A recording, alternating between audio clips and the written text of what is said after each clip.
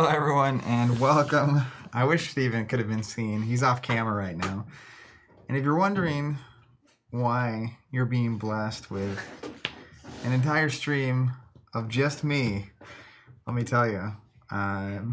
We talked about it yesterday on stream, but early last year we started the process of hiring a lead developer because we've been working for a very long time on what we call 3.0, third iteration of our local store. And as part of that, we have some technology we wanted to build. And so we hired a developer to come in and build that technology. Easy. After the developer was here, his name's Larry, so I can actually call him out for a couple weeks slash a month. The developer. Very mysterious. His name's Larry. He's a great. If you ever see Larry, he's a great person. Say hello to him, Larry Carter. But all that to say, he boldly recommended and courageously, hey, instead of building this thing you hired me to build, I think we should start from scratch on the whole platform because I'm going to build on top of it. And if the first floor is bad, well, you can imagine what's going to happen to the second floor once you get it built. So we started a long process of building an entirely new, what he calls a web stack. In my experience, that was a website / platform, but an entirely new stack of technology to do what we do, with the goal eventually of having awesome technology that powers our local space. And that is scheduled to happen next week. Now, there's a lot of things between here and there that could happen. If you notice our website not functioning or down or something, don't worry about it. We're on it. But hopefully, knock on wood, next Tuesday-ish, we will be launching that new web platform and things will be going well. And we'll keep you posted on how that's going. But in the meantime, there's a whole lot of stuff happening behind the scenes. That's why Steven's not on camera right now. He's over there. I can see him furiously typing into a spreadsheet, something about migrations and data. I don't understand how it works, thankfully. And meantime, I've been given the true challenge, which is to stream solo and show everyone in the world how to build, as from what I'm told, the best SolForge decks on the planet. And I feel uniquely qualified to do this because I have played tens of times. And I have read through a lot of the decks that are in front of me. But honestly, so this is kind of the beginning of the process for me as a player. And I have played a decent number of times. The game's been out for 3 or 4 weeks. I got some commentary from people on our Discord channel on how do you even evaluate a deck. So a game we compare this one to a lot is Keyforge. And I definitely have a methodology for evaluating a Keyforge deck. SolForge, of course, you bring 2 unique stacks of cards together to form a single deck. So there's different variables, even just that alone. If you were mixing 2 Keyforge decks, suddenly a lot of decks that I would consider not as good would be very good and very playable with the right other half. So my itinerary for this journey is just to start going through decks, and I'll read some commentary I got from the Discord channel community, and we'll keep that in mind as we go.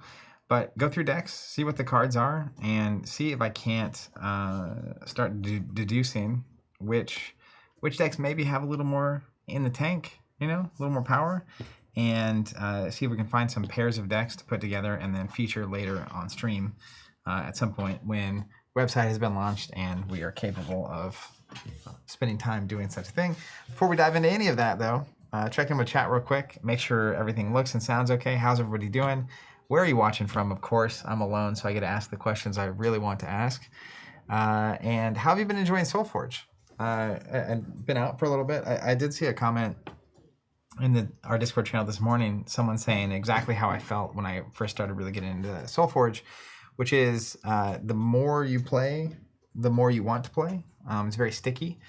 It kind of starts opening up and you start figuring out how the game functions, and you start seeing the depth and what you can do differently. And the ignorance falls down, but in its place, you start really understanding the deeper level concepts of the games. Damon Hart saying, sounds good, but needs to play more SolForge. Yeah, I feel like a lot of us feel that way. Jeff, if shipping wasn't insane to Luxembourg, I would order 2. Well, totally understand that, but appreciate the sentiment nonetheless.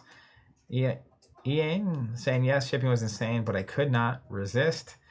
Well, yeah, assuming you bought it from us, thank you very much for doing that. Ben Throm, the game is fantastic. Looking forward to your analysis today.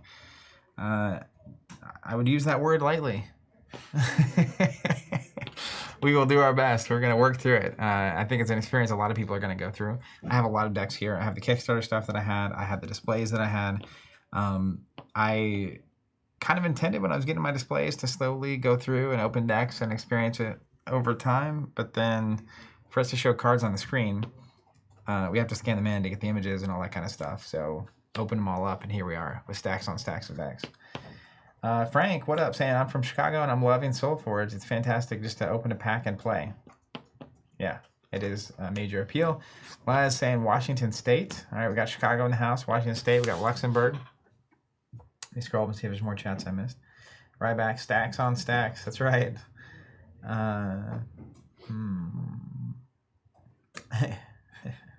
Just saying Europe wants SolForge 2. Is it not out there yet? I know it was delayed. Global releases are very challenging, as you can imagine, especially in the post-COVID era. Alicio asking us to wait to buy SolForge from TC. I mean, I think we do have it in stock on the website right now. I guess it is true. So you can't order it. Ryan saying I got 16 decks from TC and others, and I've got from states from people. Also have 4 neoprene mats from TC. That's awesome. Ian saying, I got 16 decks here in Ireland. Europe is strong. Are those connected statements? Or are you just making a statement? Love it. Yeah, Eoin. Yes, TC all the way. You have got me into several games and I bought from you. Well, hey, thank you so much. And none other than the unofficial mouth of SolForge is in the house. Shadow, how you doing? Speaking of Shadow, let's read some commentary from the Discord of what we should be looking for to evaluate these decks. Shadow left a comment, so we'll start with his. And he is the unofficial mouth of unofficial mouth of SolForge. So if we can't trust what he's saying, I don't know who we can trust. There's a lot I would have to question at this point if what he's saying is not real. He says, I find a deck is good when it can act as both a control and an aggro deck, depending on the cards I play. Some say the best form of control is winning. So aggro gets you there too, eh? Sounds like mid-range to me. He says, I like having good underdrops, cards that are still good in later cycles without having had to level them up. So basically just solid all the way through. But when pairing, I want to make sure they can help balance out issues I find in any other deck. I want to be able to play creatures big enough to catch my opponents. Catch in a sense meaning they have to block it or remove it. But if my deck is aggressive, like lots of cards at level 1 that don't level up well, I want to make sure the deck I pair with it has a tiny bit of that, but otherwise cards that can be played in a completely different fashion, meaning those good aggressive cards which would have been punishing at early stages are now perfect underdrops going forward. Lining up keywords is the easy part. The rest is very subtle. A lot there. Ben saying the first 3 things I look at when evaluating a deck are. Go ahead and print this one. Number 1, what cards does it contain that interacts with my opponent's creatures? Debuffs, direct damage, destruction. I found that decks that only have 1 or 2 situational interaction pieces are going to need help from their partner. So I like to figure that out first. So essentially, how are you going to answer what your opponent's doing? Part 2, what internal synergies does the deck have that are pointing in the same direction? Does it have 3 dinosaurs and 3 minion generators? What can I pair that will play into one or both of those synergies? And step 3, what does the Forgeborn do? Does it seem to work well with the half deck, or will the partner need a Forgeborn that is more in sync with the strategy you're going to? Or does it cover obvious weaknesses? And I do think the Forgeborn abilities, some of them are disgustingly good. And having those at level 2 and 3, and what those are at 2 and 3, sometimes you don't even hit 4, dictate a lot about the kind of thing your deck wants to have going on. And that was his 3-step plan to success.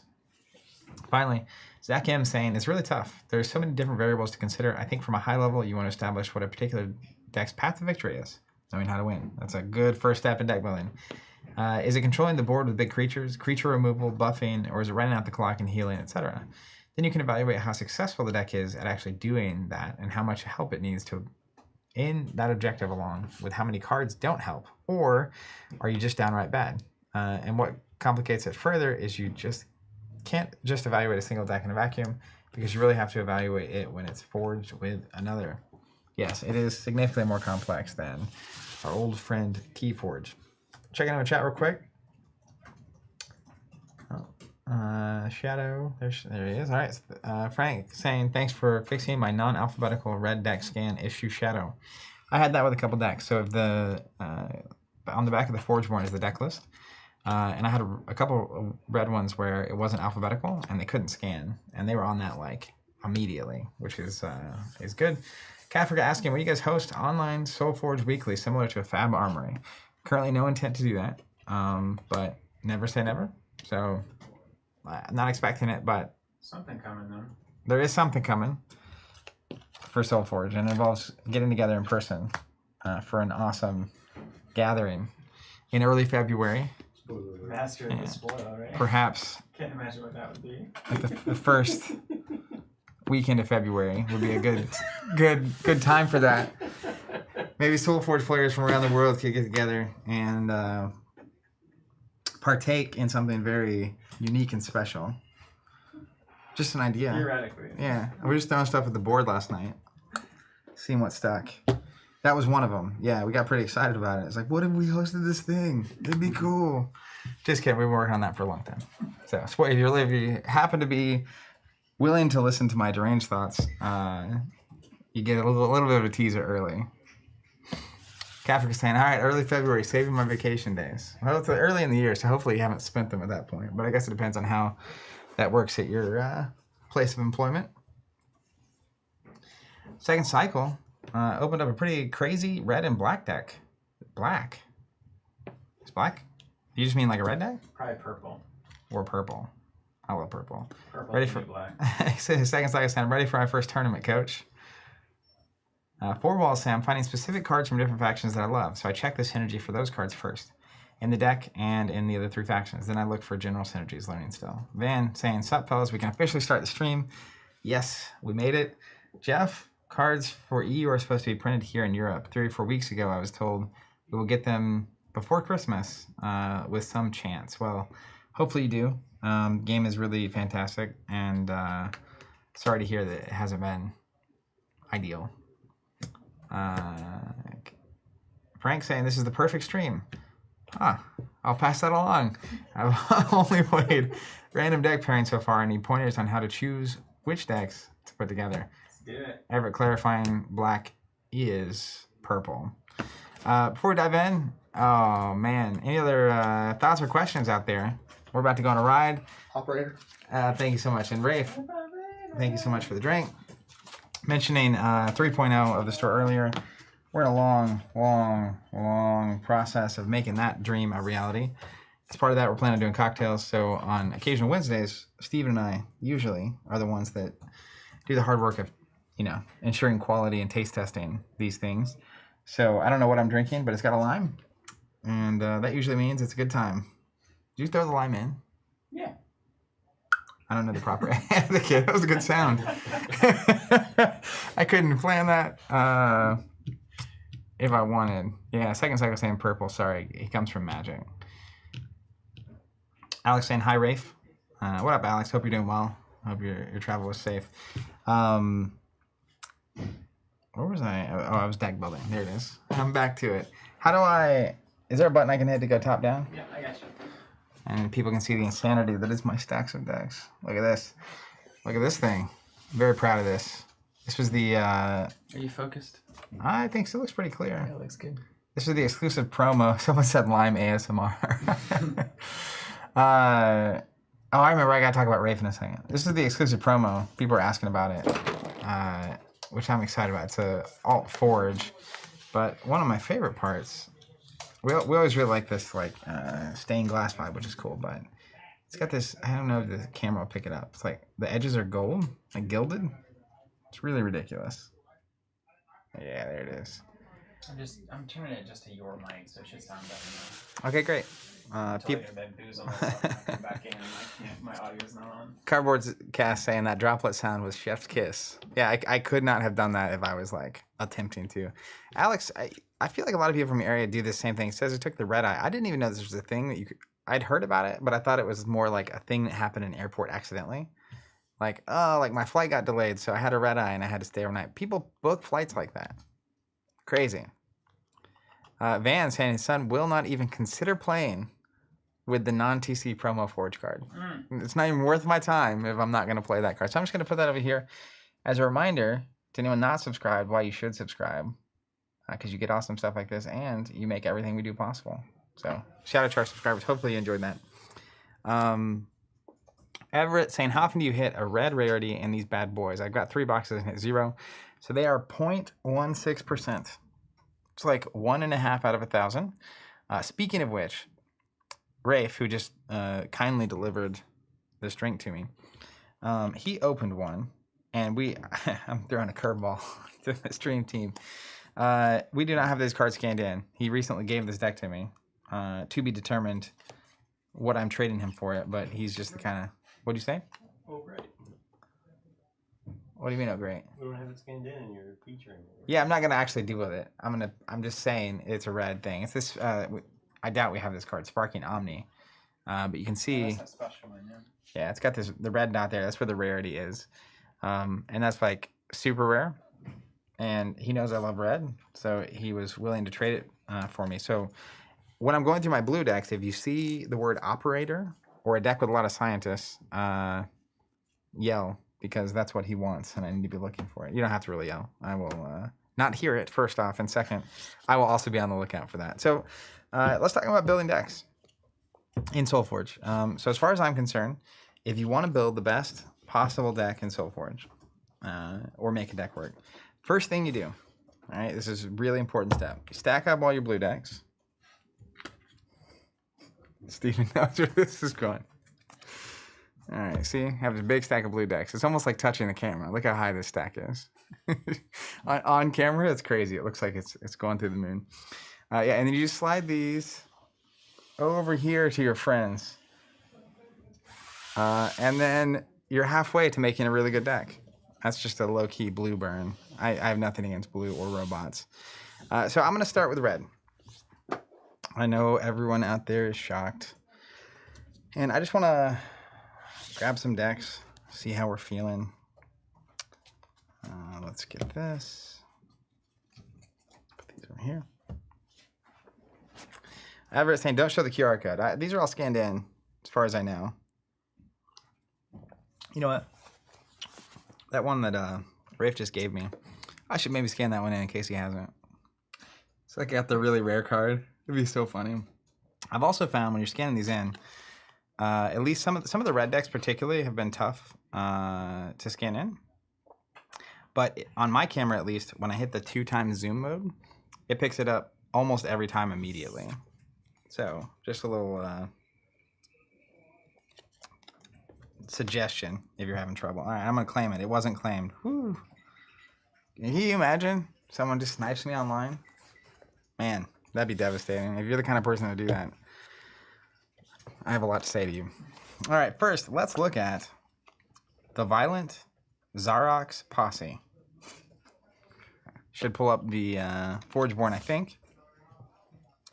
So when I'm evaluating, the first thing I'm doing currently, we'll see how I feel by the end of the stream, is looking at the Forgeborn abilities. So Korak, every Forgeborn has unique abilities that only they can get, and they show up at different levels, and depending on the level they show at, dictates the power level, and there are abilities he can have that aren't necessarily even on this card. I think there's 24 possible unique combinations of his abilities.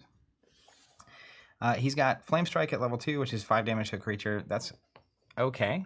I don't think that's a crazy ability. He's also got Demolish at level 3, which is destroy a creature with decreased life. That is helpful for when your opponent has a creature that's like giant. You can just like poke the creature for 3 and then destroy the creature.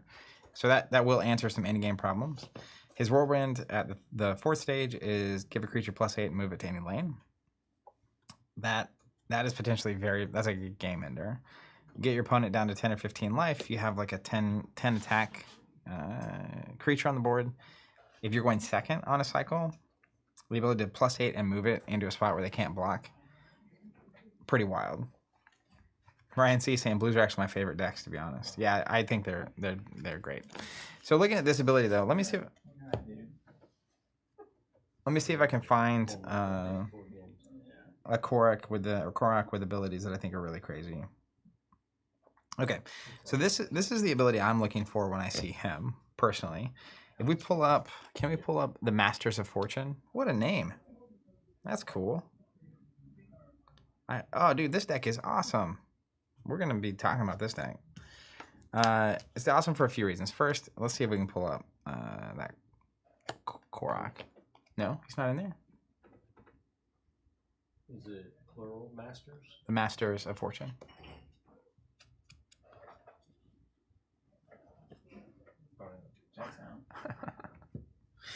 This deck is so cool, though. All right, let me see if I can find another one that will actually pull up. It had a Scorchmane Dragon in it, you know? All right, I found another one. Oh, speaking of Scorchmane Dragon, look at that guy. I love cards that evolve like that. Hitting my Pokemon roots. All right, let's see if we have this one.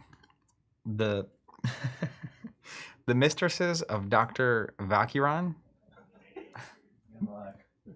We just hit PG-13. Let's see if it pops. Is it doing anything over there? The Mistresses of Dr. Valkyron. Valkyron.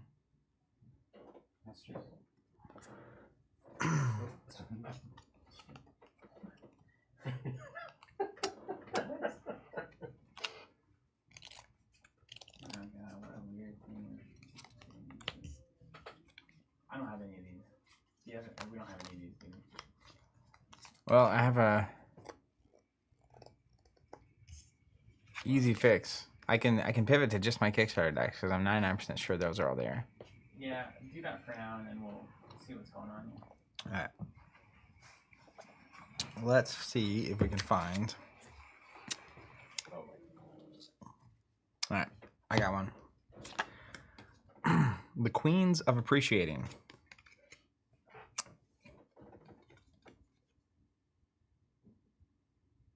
Is it coming out? Yeah, there you go. Let me get here and press a button. Yeah, the corresponding function key. There it is. All right. So I think one of the more powerful Korok abilities in general is that lightning speed. Gives your creatures +4, and this turn they get aggressive. So when we talk about powerful abilities that are going second, this one is very powerful because, oh, hold on, don't want to get this mixed up. Because it's +4 to a bunch of stuff, so your opponent may not expect that to happen.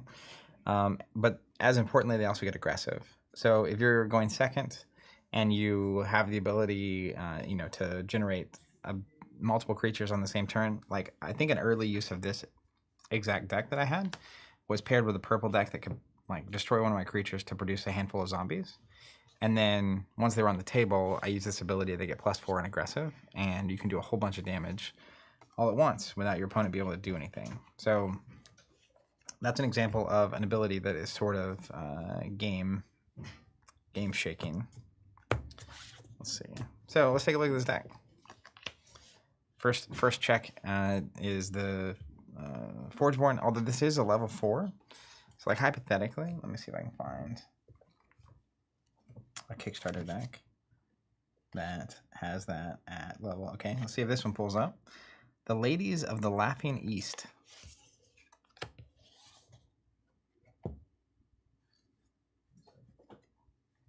Just throwing a lot of curveballs over there. There it is. So he has a Whirlwind at level 3, which is give a creature +6 and move it to any lane.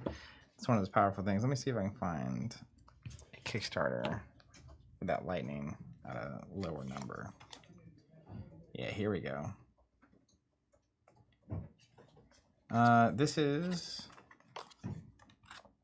the Troll Graft class.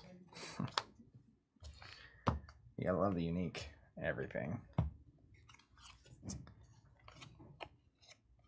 There he is. He has that lightning speed at level 2. It's only +2, but it is aggressive. So huge difference, honestly, between level 2 and level 4. Level 4, I've definitely had games that don't even get that far. But if that is your game plan, then you're going to try to take the game long. Whereas level 2 is maybe able to sneak in a bunch of damage very quickly. So let's just look through this this deck and see how we feel about it and what's going on. His level 3 is also do 8 to a creature, so that can create some problems too. So let's look at the level 1 stuff. First card I see is Blizzard Shaman. We like that. He's a mage. He looks awesome. So 2 things have been checked off the list of this is a good card. And he has an activated ability to damage to all creatures. At level 2 it's 4, at level 3 it's 6. So a lot of times by the time you're at level 3, 6 damage to all creatures is not going to be profound.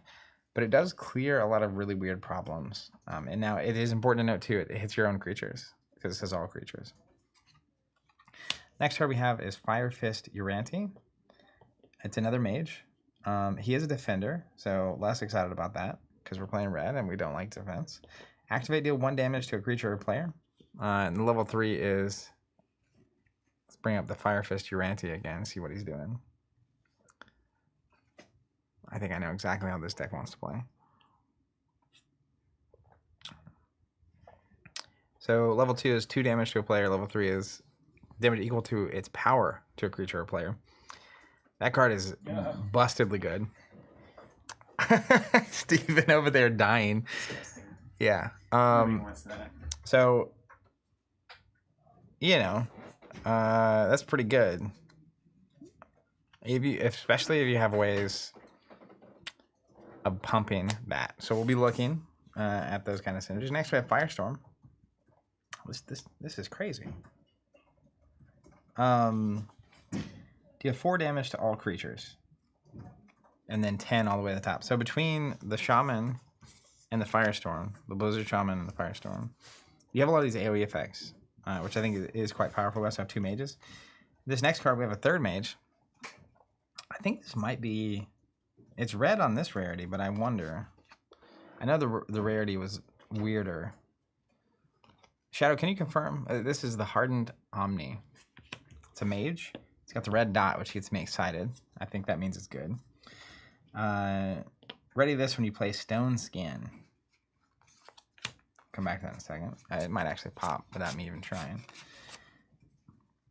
There's Stone Skin. Ooh, look. It works so good with our Uranti. Give one of your creatures +5, it may battle an enemy creature. So we have the Fire Fist Uranti. He's not that threatening. He's a defender. All of a sudden, you play the level 3 of this. You give him +9. He immediately punches something and also can then activate and deal damage. Very powerful. I didn't realize I had an Omni. I think those are the special. Yeah, Shadow's saying the Omnis are the legendaries. I didn't even have a clue that I had a legendary in my Kickstarter set. We dig it. I'm also a fan of... so, like, we used to play a game called Monster Apocalypse, which was, like, kaiju themed. And one of my favorite factions were the... What were the apes called? What were the faction name? Yeah. It wasn't just the apes. We called them the apes, didn't we? King Kondo, Kakura. Yeah. Hold on, I'll find it. Anyways, so since then I've had a soft spot for King Kong and the like. So I like the Yetis here. Empire of the Apes. Empire of the Apes, there it is. So we get a Uranti Heartseeker, which is give another creature +2 attack. So you can see you have this guy on the table. Let's see what level 3 does. Give a creature +6. This turn your creatures with 10 or more get breakthrough. Wow. This deck is awesome. Super synergistic with itself. Because if you can give that Blizzard Shaman the bonus, then he's suddenly doing a bunch of damage. We also get an Undeady. I think I stumbled into like one of the greatest decks on the planet. Just random. Is that how to build the best deck? Yeah, I mean, it's easy. Stumble. Yeah. You gotta love the Undeady. Anything that has the word free on it, we like. And you have a lot of ways to do direct damage to stuff, so I feel like he'll be pretty easy to play. Dig that. We get another mage. This is crazy town. So it's got 3 Yetis and 4 mages so far. This is the Stormcaller. Deploy, the enemy player may choose to take 3 damage. If they don't, you may play a level 1 spell for free. Wow. That's a gross card. Steven's going to love that. It's like I either take 10 damage or you get to play a card for free. Cool. Yeah. Yeah, we dig this. We get a Rhymehorn Charger. Aggressive. Deploy if another creature lost life this turn, you can give your other creatures +2, so more pumps. And finally, we get an Ice Storm. Dig the art on this one. Deal 4 damage to enemy creature and 2 damage to enemy creatures adjacent to it. Kapow. Very good with these AoE effects. This deck is sick. Big fan. Glad that we stumbled on it. What was this called again? The Troll Graft class. All right. See you to stand. This is a great name for an undead Yeti. Shadow Stand, this deck wants to pair with an Allomancer in Aloyan. Is that blue? Yeah. Can we pull up an Allomancer? Let's see if I have any. That's one thing about only cards showing up that are on decks I register. I know that I have it somewhere.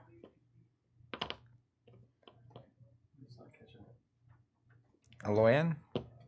Allomancer? We have an Allomancer. Yeah. And then what's the key? Everett's saying Ice Storm really good. We got a Firestorm. We got an Ice Storm. We got Wizards. This is like a top 5 deck for me. Do you want to go back to the Allomancer side? Oh, Shadow says it's only half the name. Like a combat Allomancer. Or Here's the venerable one for you. Venerable Allomancer. Let's just see what it does. Activate, deal 1 damage to a creature for each mage you have in play. Oh, yes. That makes sense. I have lots of mages, don't you see? So, that's the red deck. We found it. Now, let's, because it's, as someone mentioned earlier, I think evaluating these in a vacuum was very challenging. So, I'm at this point looking for Synergy Plus. Let me review this commentary and see.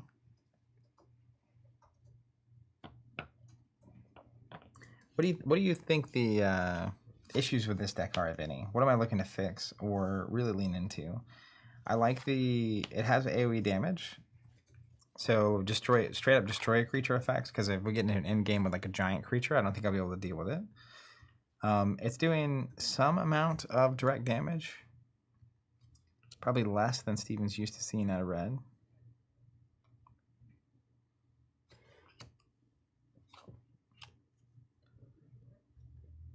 Yeah.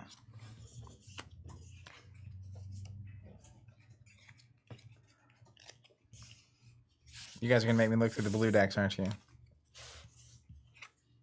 Shadow saying the deck doesn't have much life and I deal damage to my own guys.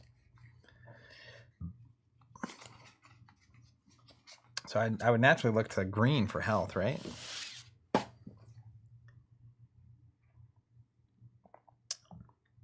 Shadow saying Uteras and Gizmos. Let's just look through green. See how we're feeling. It's crazy. You get to like 20 or 30 SolForge decks, and suddenly the possibilities are endless.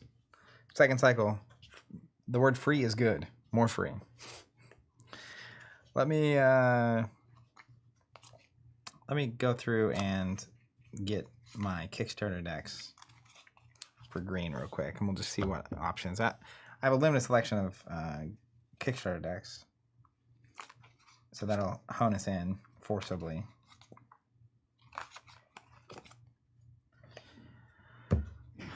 Always love seeing the Grove Mother.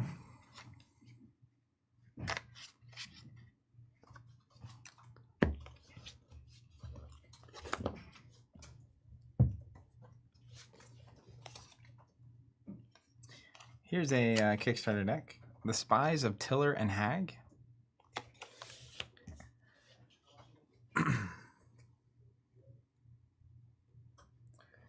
Sir Paper saying buff your own creatures. Looks like give them armor. Sounds like blue to me.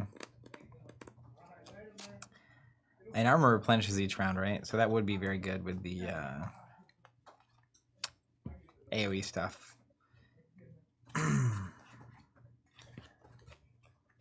Yeah. All right, so let's just look through here. So I'm looking for very healthy creatures with armor. And I'm also looking for mages. Should be good. So like in this deck, there's an armored War Tusk. So I assume, let's see if the level 3 pops. He's got a ton of armor. Decent amount of health. He's not bad. We have a hibernating druid. He's a mage. Deploy. You may play a wisp. Wisp will get eaten alive by my AoEs, but the Oak Fathers wouldn't. So yeah. So you get Oak Fathers by stage 2, which is good. Dude, the Torgmai Guardian looks awesome.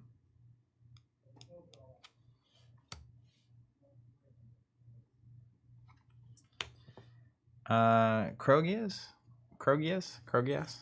I know that's the thing that ends up in some giant thing at the end, right? Giant thing that's got breakthrough. Yeah, let's just find that thing.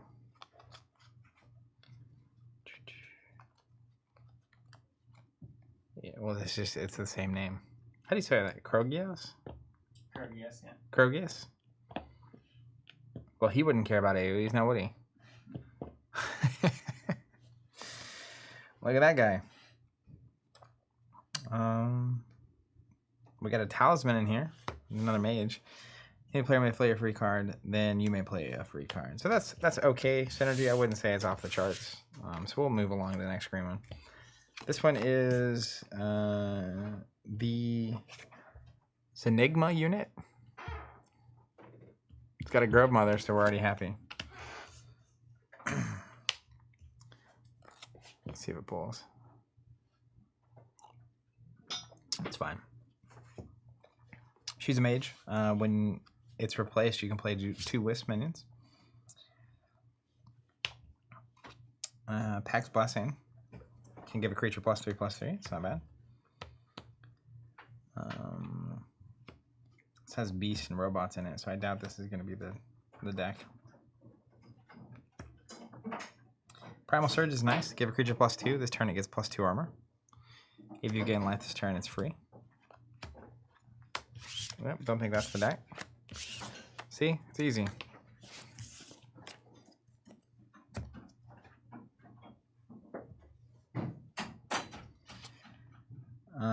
Shadow, I did not play this much at Worlds. I did take some decks, though.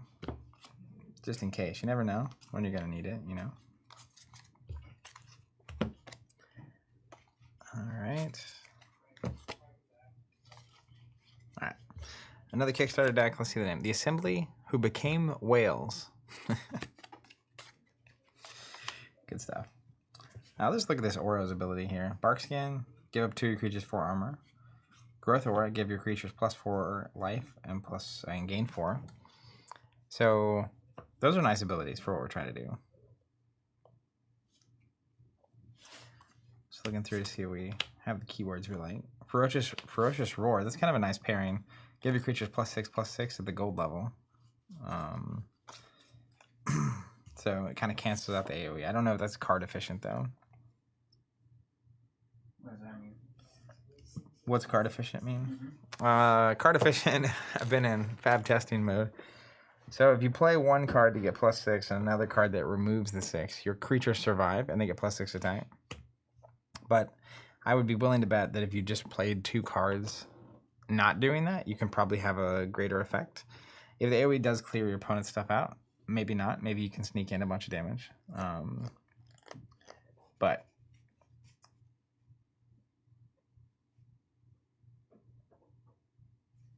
Shadow saying Mystical Tangle Sprout was in that deck, and it's better than you think. I love the way Forge Seal looks. Give one of your creatures activate. Use your level 4 Forge. What is the... Hold on.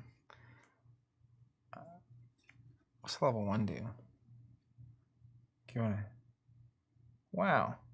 That card's crazy. Give one of your creatures activate. Use your... Let's see what it says on That's nutty. Level 2 ability? What? That's absolutely nutty. That is like one of the craziest cards in the game.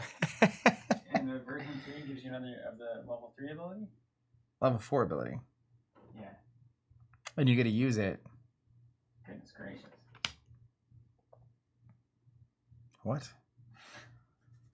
That's insanity. My level 4 ability on Auros here is give a creature +10/+10, and it has all creature types. Alright.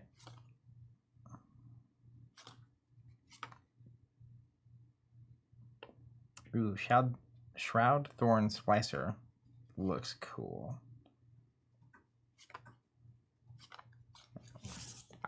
This deck may not pair well with the deck that we've been looking at, but this deck is really awesome. That Forge Seal is one of the crazier cards I've ever seen. Next, we have the Widower Snapping Roy 7 Hunters. That's got to be one of those people that backed both projects and got their name on a deck. It has to be. The Roy 7. The Roy 7, dog. Shapeshift, give a creature +3/+3, and it has all creature types. I like that. You can give it a mage, then play a card that triggers off all the mages. Dark Forge Drain. Give a creature +2/+2 for each spell in your banished pile. That's also a way, especially if you have anything with Breakthrough, to deal a significant amount of damage. And then Barkskin, give up to 2 of your creatures 12 armor. We like that. So let's see if we got any mages in this stack. Got the Grove Mother. Love to see it. We got the Talisman. Got the Venerable Druid. Deploy a Wisp minion. Alright, now let's look for... yeah, Feral Instinct. Give a creature +3 this turn and give it 3 armor and Breakthrough. If it deals damage to a player this turn, you may play a Wisp minion. Crazy. Primal Surge. Give a creature +2 this turn, it gets 2 armor. If you gain life this turn, it's free.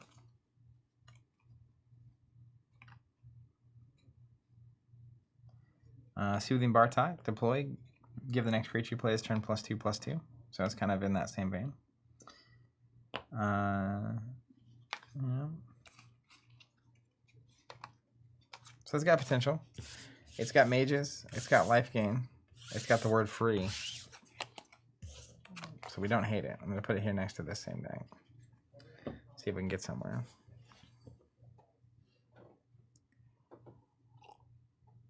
Shadow.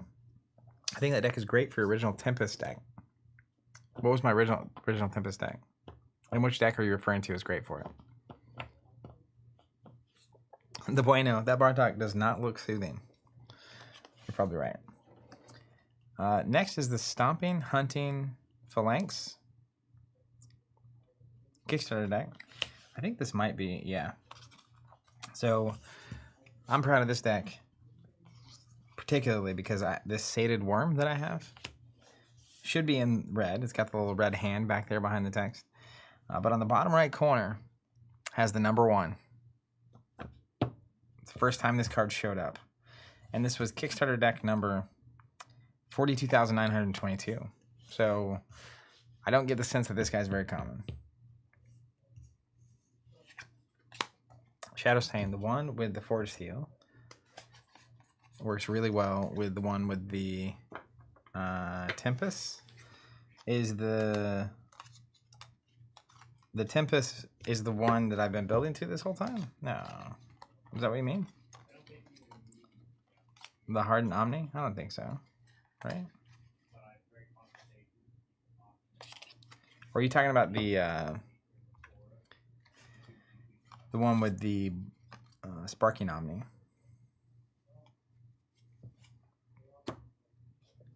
We'll just leave it here until we get... Saying the one I've been building to. So you think it goes really well with the one I've been building to?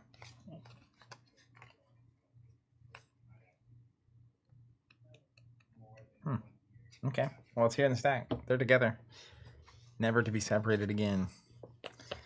What up, Bronze? Welcome to the stream. Alright, anyways, this Oros one has an armored Decaesaur. So that seems like it makes sense. It's got a bunch of armor. Nope. Yeah, it's crazy. You see what the Decaesaur is about? It's got 3 health, 5 health, and 5 health. That's so weak. Yeah. But it's got armor, you know? It does. It's a zombie dinosaur, too, which is really cool. Yeah. So the flavor text is really funny. This strange beast shambles, no necromancer in sight. What was its last meal? It's got a lot of points invested in that zombie keyword. Mm-hmm.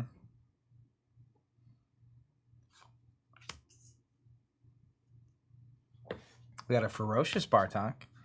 Give the next creature you play +X/+X, but then also deploy, give this +X. This turn it gets 4 armor, so I like that. These are healthy units. Not a lot of synergy, though. Not a lot of synergy. Lewis saying, hey guys, sad I wasn't able to make it into yesterday's stream. Great meeting you at Worlds. Zach, Lewis, it was very nice. Thanks for being here.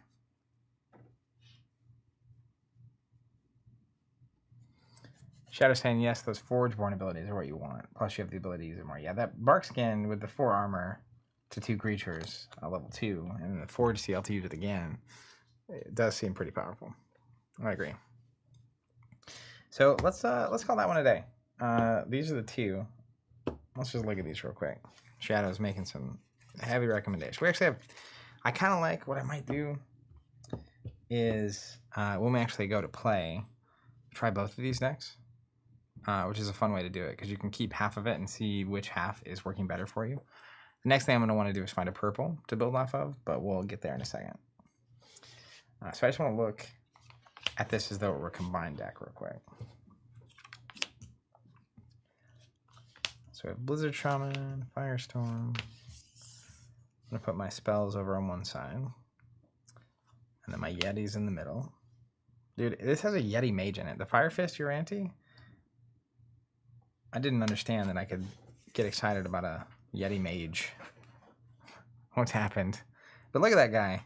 It's Ice and Fire all on the same card. It's like that gold yarn in Sky Tier. Yeah, it is. Plus Fire Hands. Plus the old Fire Hands. I mean, that thing is just waiting to be busted. Yeah, you get to that level 3 and you're just gonna dunk on someone. Like, there's like some Forgeborn abilities that give like plus 10 or plus 15 to a creature? Yeah, so my level 4 aura, that's what I was saying about this deck. This aura, let's see what the name of the deck is. The Assembly Who Became Whales. His level 4 is give a creature plus 10, and it has all creature types. Yeah, there you go. But then the Forge Seal that I have level 3 would let me do that a cycle early. That's what you want. So it's very easy to play the Fire Fist, pump it by 10, and then just smack them direct for 12. Plus you have a big creature sitting there, which is a problem. That continues to be a problem as well. So that checks out. All right, then if we were going with that deck, saith Shadow, let's find... So one thing I don't like about this deck, Shadow, no mages. So this is a mage light deck. Forge Seal does a lot of work though. Yeah, it's getting us into a lot of places. So let me find the level 1. So it's a spell. Give one of your creatures activate. Use your level 2 Forgeborn ability. If you have a spirit in play, you gain 3 life. I don't think I have a spirit anywhere to be found. Are there any spirits in here? None. So that second part of that Forge Seal is just blank.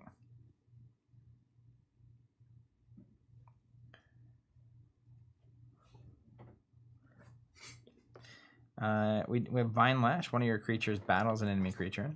So that could be good. Toxic Spores. Give a creature +3. Give a creature -3. They like spells. Shroudthorn Splicer.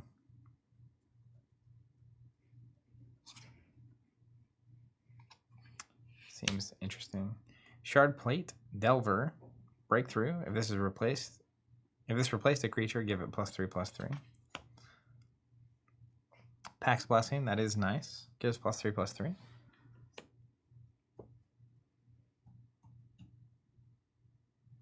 The Glowhive Siren is a great card, but you have to gain. I mean, it's a 4/8 on the surface that gains you 4 life. That's pretty great.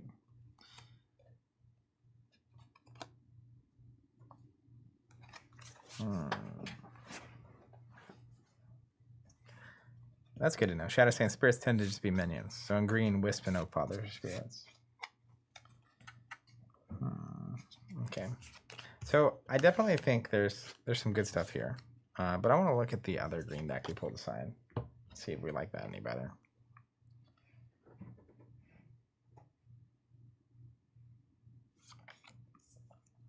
Like, I really like this. Let's see what the Widower Snapping Roy 7 Hunters. If you're Roy 7 out there and you want this, you hit me up.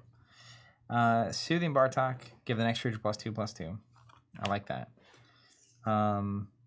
Primal Surge, give a creature +2. This turn it gets 2 armor. If I've gained life this turn, this is free. Feral Instinct, give a creature +3. This turn it gets 3 armor and breakthrough. And if it deals damage to a player, I can play a Wisp minion. That's good. We also have the Venerable Druid, which is a mage. Plus, when you play it, you get a Wisp minion. You get a Grove Mother. You get a Talisman. Do we have anything to trigger off all these mages, though? I guess the quantity of mages doesn't matter if you don't have cards that reference that fact. Huh. Interesting.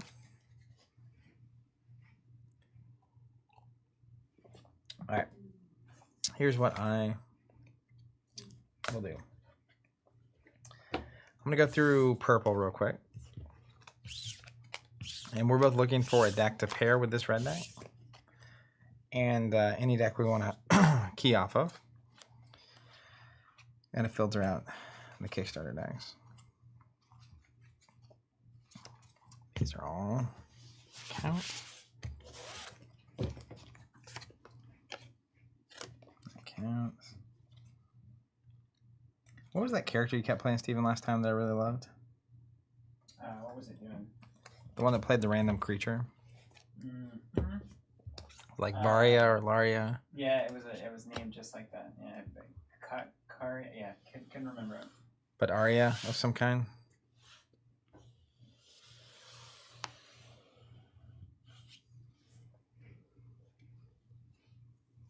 Shadow Stand, if you want mage triggers in another deck, you will only find that in Aloyan.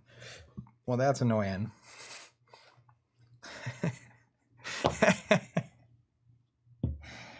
Steven can't handle it. He's what have I done? How are we letting this guy do this?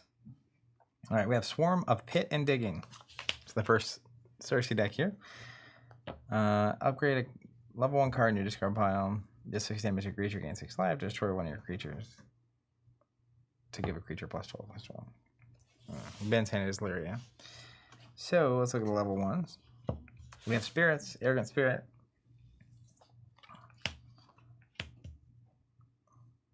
Camouflage Necromancer. That's cool. Necrotic Shambler. You know I'm a shambling man.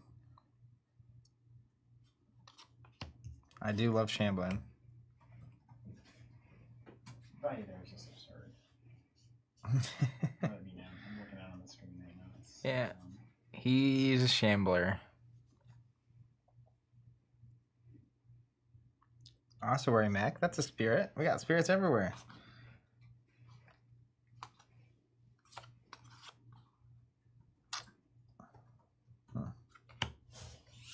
Alright. That's interesting. Not really sticking out to me. Kafrik asking, is there a link anywhere that has a list of the modifiers and what they do? Or is that still a mystery? Shadow Stand, they mostly exist in red and blue, but your deck doesn't have any. So, Brooklyn S11B saying Valeria is busted. Which I think means very good. Next we have the Rick Brett Squadron. This also has a card from red that's not supposed to be there. Let's find that one first. The Camouflage Stone Fist. Not particularly exciting, but he is the number 2 print. And this is the 22,989th deck. So, not many of those either. He's just hanging out.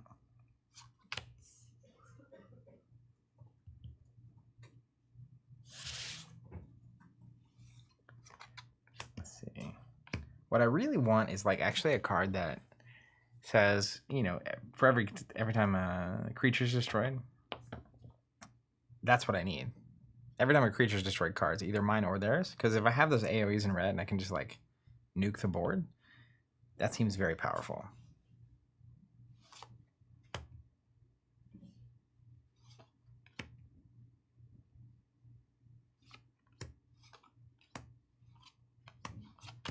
So we're going to look for that keyword.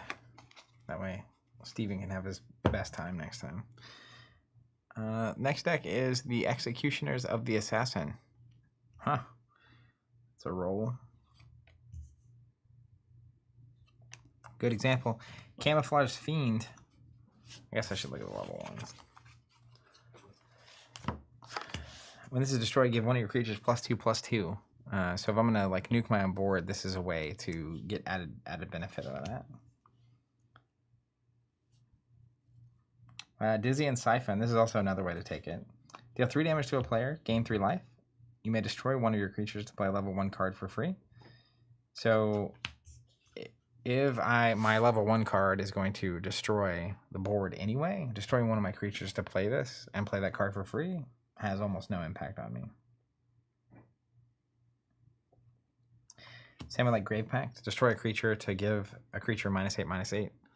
So they have, 14 health creature, you play this, destroy one of your creatures, give them -8/-8, and then play a board wipe after that.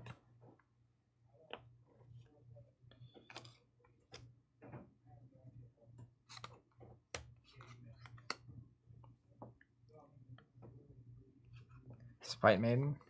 I always love seeing that.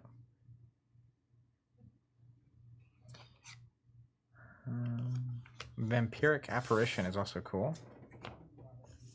Destroy another one of your creatures to give this +2/+2. So let's see what level 3 does. It's an 8. Destroy another one of your creatures to give this +8/+8. Wow. So you play it, destroy something, he gets beefy, then you play a board clear, and that functions. So put that in the maybe stack. Next we have the Herd of Sice. This one's sleeved, so we played it before. That old camouflage slime. It's got some armor. I want to see what the level 3 does.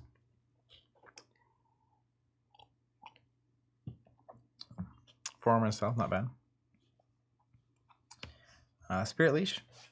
So if I had a lot of spirits, that would be nice. Brood Fang. One of your creatures is destroyed this turn, give a creature -3/-3. That can be really good with the board clears. Ossuary Mech. When this is destroyed, upgrade a level 1 card in your discard pile. That seems good. Howl of Zith. Give your creatures +2/+2. Grave Pact again. Cersei's Call. Infernal Ritual. Destroy one of your creatures to play up to 2 -zombie minions. Give your zombies aggressive this turn. So that's pretty synergistic too. The Infernal Ritual. I want to see what the level 2 and 3 do.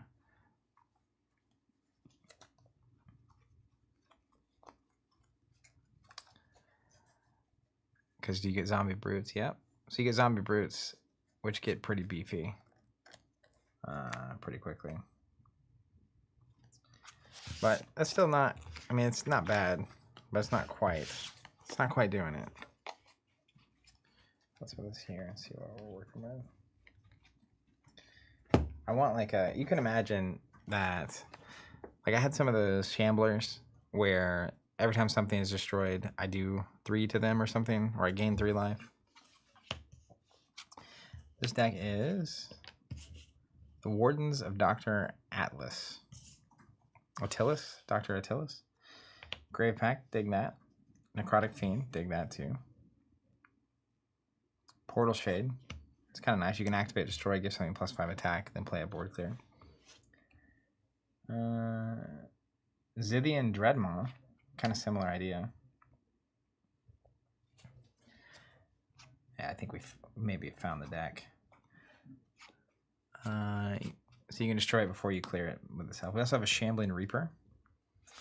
When one of your creatures damages the enemy player, give it +3. When one of your creatures is destroyed, deal damage to a player, gain life. So this deals damage and gains plus. So especially the later one, you play like a 6 damage to everything.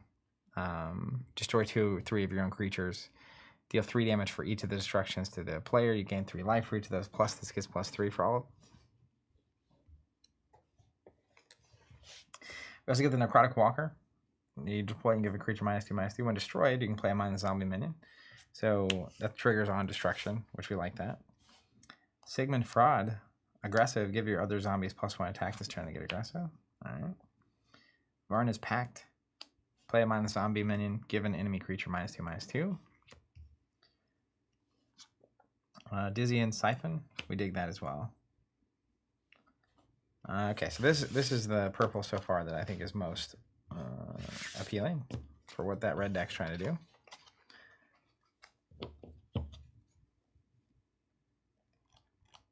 Parkaby saying, or boy saying, Necrotic Fiend is a great pairing. Lose a body to get a buff. Get a new body to do it again. Yeah, you get exactly where I'm going. I think this is the last purple Kickstarter deck I have, so we'll see what it's got. The Risking Conspiracy's Brains. Let's see what we get. Spirit Reaver, choose a creature. Type, give each creature a -1. Ooh, we got the Stout Shambler, Steven's favorite. Whenever a creature is destroyed, deal set 1 damage to a player, then you gain a life. He's also just very healthy, so that makes sense.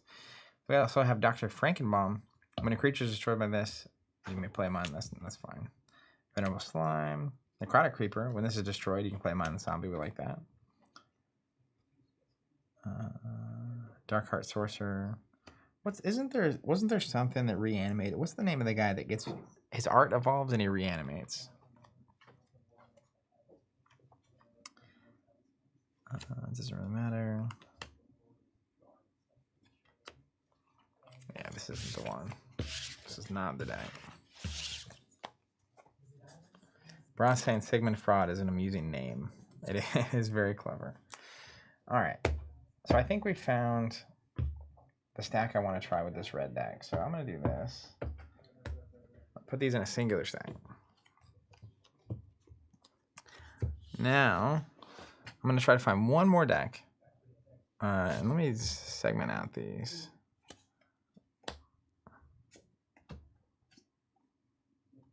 Alpha. These were alpha. I think I'm missing. Let's see these. These all red. I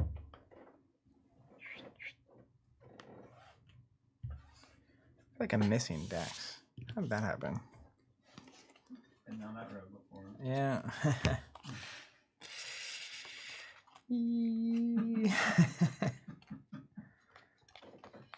Yeah. Well, I found Lyria, so that's at least interesting. People saying Zemus, yeah, that's definitely the card they upgrade. Let's just look at this Lyria deck, because I'm excited to get her on the table. But man, I swear. Okay, so this is the complete stack. I want to put a forge on top of it so we don't mess with it. The Table Pit saying, we bought decks because of y'all, and we're having a blast. Removal seems OP. What kind of removal? Just mass death and removal? Let's put that over there so it doesn't get mixed up.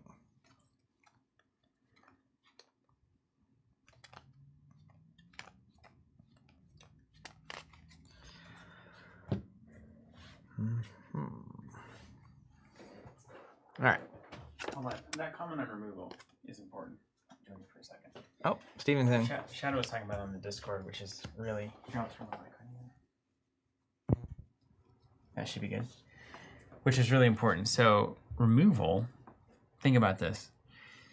Every card in the game is a removal card. In every creature, at least, can be a removal card, as well as like a direct removal spell, which is not the same. It is kind of the same in a lot of games, but necessarily those two creatures are going to battle, and one is likely to remove the other. So when you think about it, if you're playing a card that just says remove a thing versus playing a creature that removes a thing and stays on the board, it's inherently way stronger. It should be. Yeah, like so if I play something with 10 health and 10 attack and you have 8 health, 8 attack, I remove your unit and then I still have a 10 attack unit on the board after that. Exactly. Yeah. So removal in this game is actually, aside from like mass removal, it is actually just...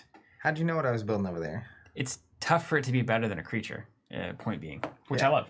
Yeah, that's good. That's a good balance. Thank you for being at my TED Talk. Thank you for attending my TED Talk. We'll get that posted immediately on YouTube. All right, let's look at the Ornate Measuring Glass. Nope, the Ornate Measuring Class. I could see why someone would say glass there, though.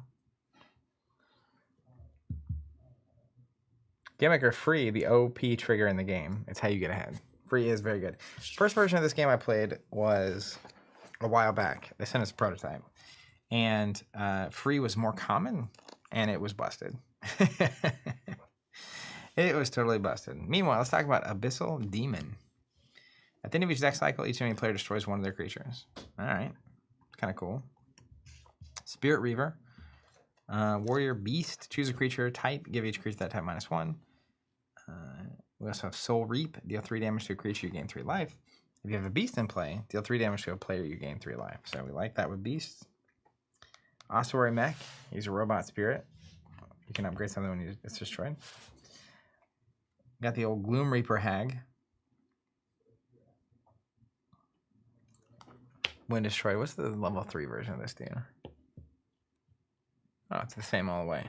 All the way.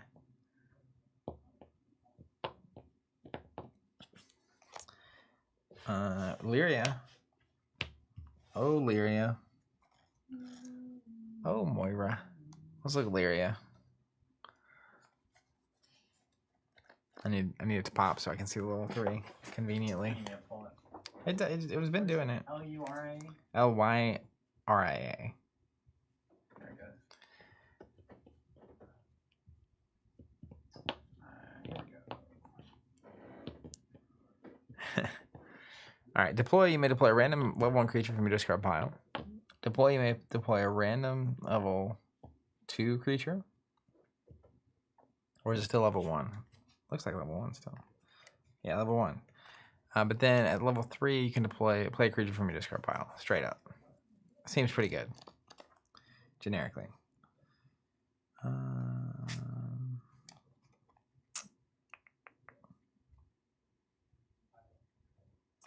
Now this is a good example of a deck that could actually work with that other deck, because it's got Arrogant Banshee. Which, at level 3, when an enemy creature is destroyed... Oh, buy this. I thought it was just in general. That would have been super, super gross. So, this is... Her ability is kind of wild, because you only get level 1s back at level 1 and 2. So you gotta be careful. Cycle 2, you gotta have level 1 creatures, and cycle 2 you want to be... No, that you don't want to be playing. That you want to be discarding. Huh.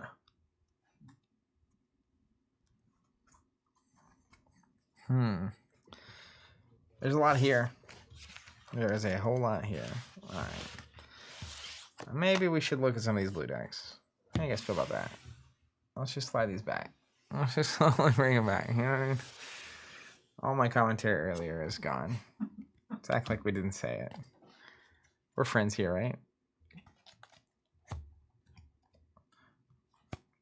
I'm just kind of looking for a deck that I want to key off of.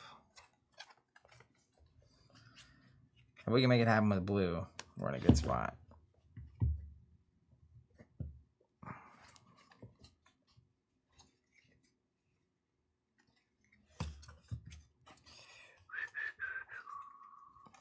Kickstarter. I think I found the gap. All right. Slide these blue decks back. Did I just do that wrong?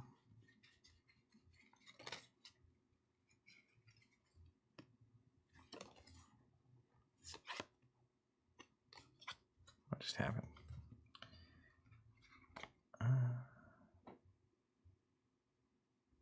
Oh, there it is. Whew. I was getting a little nervous there. Maybe put the wrong card in the wrong stack.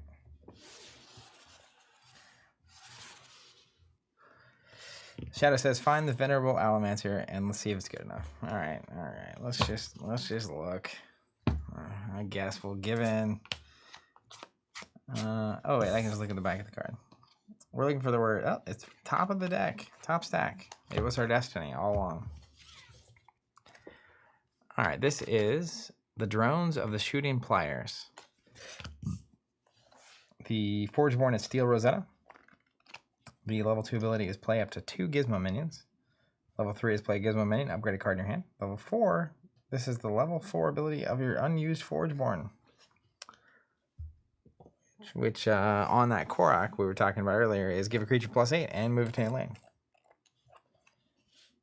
Parker Boy saying blue is my favorite color in the game. Oh, the spam has arrived. I got you. Which I'm sure this is the perfect stream for them. You got so many viewers, the bots have taken over. 1 bazillion viewers. Bright Steel Gargoyle. Activated, you have the Forge. Give this 4 armor. Otherwise, give this +1, and you may move it up to 1 lane. Armor's good. Orion Battle Droid. Also armor. Steel Eye Researcher. You may play a minion. Give this +2/+2. When you play a minion. Nanoswarm. You may play a Gizmo minion if you have a Scientist in play. Play up to 2 Gizmo minions instead. 1 Scientist so far. Spirit Forge Sentinel. A Robot Warrior. A lot of robots. Bright Steel Sentinel. Give your robots 3 armor. Including itself, I would assume. Palladium Pulse Mage. Each player destroys their lowest attack creature. Ooh. Nah, this is the card we were talking about. Venerable Alamancer. Deal 1 damage to a creature for each mage you have in play. That seems pretty good. What's a level 3 do with that? Table Pit saying, do you find any color is better than others? Well, besides red being the best, I don't really know. Activate level 3. Deal 3 damage to a creature for each mage you have in play. You have 3 mages, 9 damage. That's not that great. It's pretty good. Synapse Techno Hulk. 1 armor, mobility 1. Activate, upgrade a card in your hand, then discard it. Why did they build it? Here's the text on that card. Heavy Artillery, give your creature. You may give a creature +4. You may give a creature -4. Alright. Seems fine. Seems fine. It's not fine enough to get me to play blue. I'll tell you that much. Let's look and see if we have any other Alamancers. There's this blue deck with a Forge Plate Yeti in it. Let's just see what that's on about. This is called the Fabulous Warcry Wards. Look at that Yeti. Didn't know we had robot Yetis. Look at that Yeti. Yeah. Shadowstand also Scythian Augmentation, which is in this deck. Scythian Augmentation. Give your creatures 4 armor this turn. If you have a mage in play, deal 2 damage to all enemy creatures. This is what we've been looking for. We stumbled right into it. That card's crazy. What's the level 3 do? What? Give your creatures 10 armor this turn. If you have a mage in play, deal 5. Can you imagine? You play this, give a creature 10 armor. Give all your creatures 10 armor. Then you play. Let's just... Hold on. Now we're cruising. Now we're cruising. Oh, no, that's not the right deck. What are we doing? Let's see.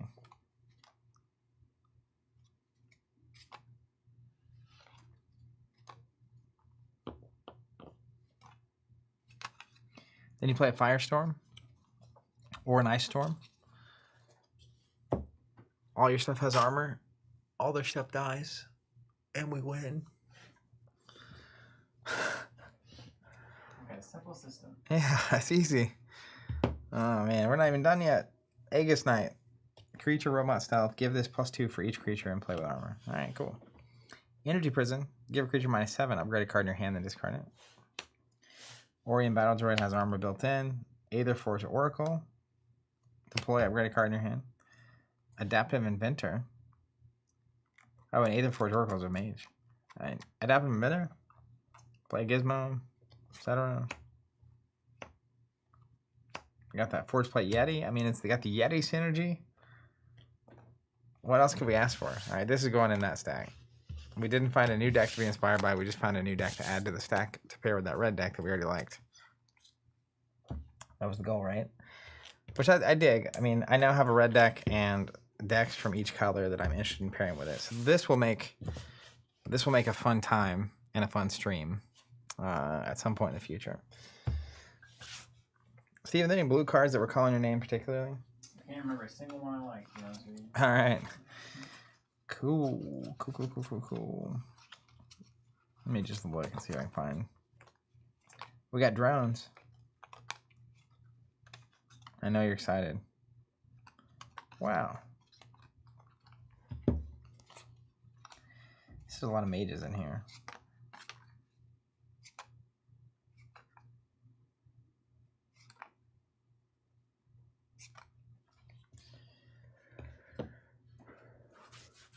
Parker Boy saying Scythian Augmentation first play, then Aegis Knight. Shadow saying Forgeborn Yeti plus Scythian Augmentation is pretty silly. What's the Forgeborn Yeti? Is that from my other one? Let's see if it pulls out. I like the idea of a mage Yeti army. You got a thing for Yetis. I do. I like apes. Shadow, what's a Forgeborn? Oh, or is it just my Forgeborn plus the Yeti plus the Scythian?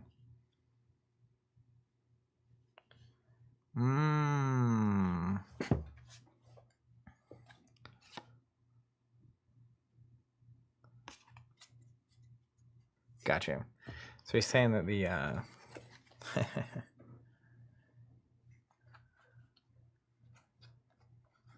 where's that? Let me find it. Forge Plate Yeti. Choose a creature, deal damage for each armor on your creatures. But my Forgeborn ability doesn't give any armor, does it?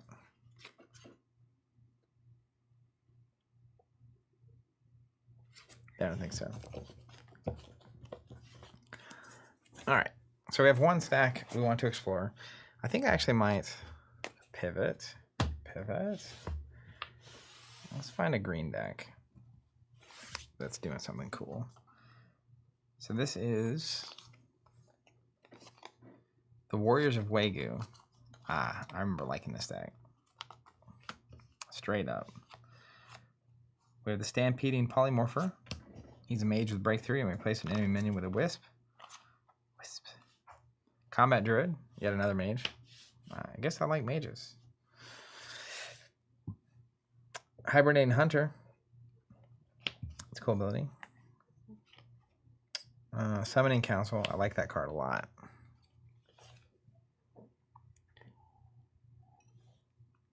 Play up to 2 Wisp, but at some point you get 2 Oak Fathers. Those guys are chonky. And you have the Hibernating Hunter and the Vine Lash.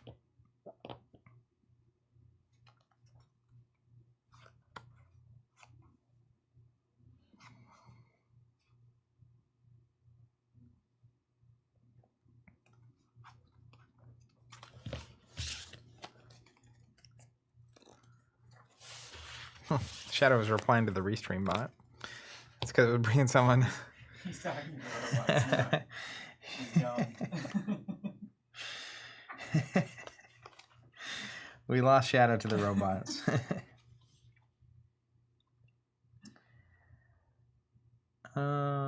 Just looking at cards.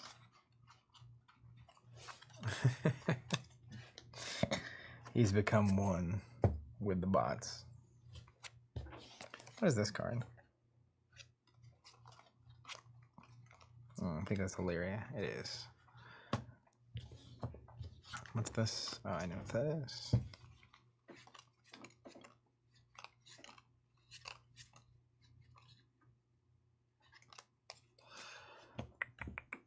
All right. We looked at the. This is the Stomping Hunting Phalanx. I think we looked at that earlier. It's got that number 2 in it. Oh,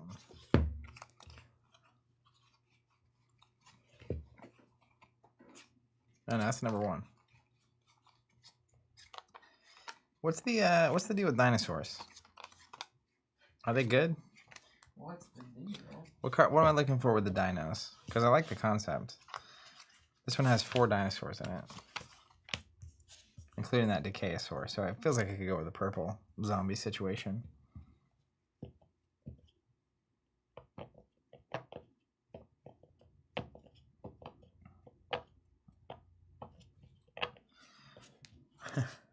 What's the deal with dinosaurs? So let's look at 2 warriors.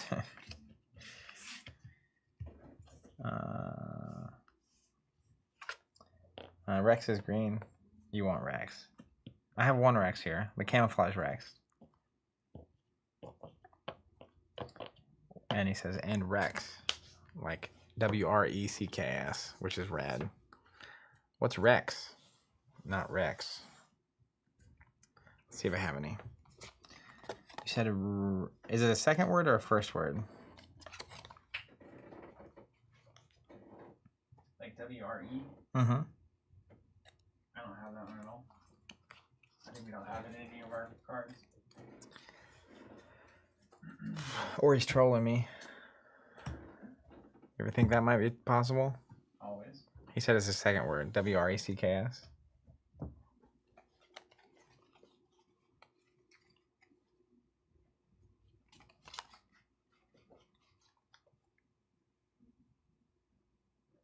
Those are alpha. Parker Boy saying it gives your dinos aggressive. Well, I don't have that, so we won't be dinoing today. Put this one away. I like the idea, though. Combat Rex. Faction, Tempest, types, creature, dinosaur level 1. 5-4 attack, text, aggressive, breakthrough. Activate. This turn, give your other dinosaurs aggressive. Checks out. The 5th, Quaking Reavers. Let's see. This looks like beasts and robots. I love the art on Lizzie and Rain.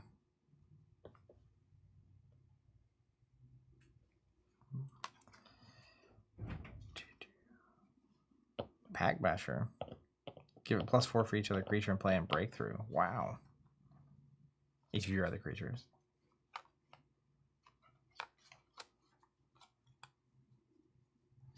Wow. Shadow Sand level 2 gives breakthrough. Level 3 of that Rex card gives aggressive and breakthrough. That is the Dino card. I see. This is the Zenigma unit. It's got the Grove Mother. I won't even think about that infinite combo. I know it's out there.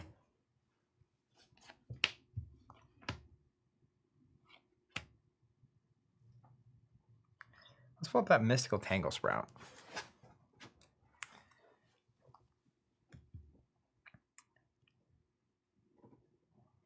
Level 3 Defender, give another creature +4/+4.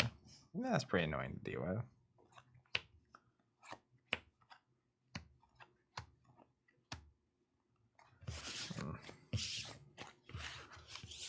Trying to find a card that's calling my name. What's everyone's favorite card so far? I have a Shifting Rex in this one. And a Krogius. And a Camouflage Raptor. I do feel like I'm going to need to get my hands on that dinosaur you guys were referencing.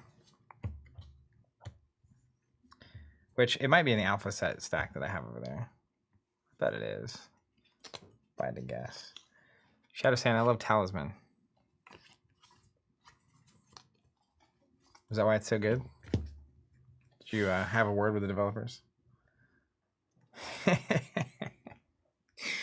He says, because no matter how much you use him, it's almost always wrong. Yeah. Is that where your opponent gets a free play as well? Yeah. Yeah. I don't know. You played him the other day against me, and I didn't have anything great to do with it. Yeah, I mean, you shouldn't assume your opponent has better cards than you. That's right. And you can plan on that combo happening at the end of the round where they can't. Accurate. Yeah, no? That's exactly what you did to me. Yeah. All right. At this point, I'm just looking for a Shambler. We're gonna build a Shambling deck. Stout Shambler. All right, we'll put that in the stack. Fix the criteria. Yeah, I'm a shambling man, and I'm not ashamed of it. Shambling to say it. I'm not shambling to say it. I was trying to figure out how to make that wordplay, and I just couldn't. It'll play. It'll play. That ain't it. Come on, Shambling Fiend.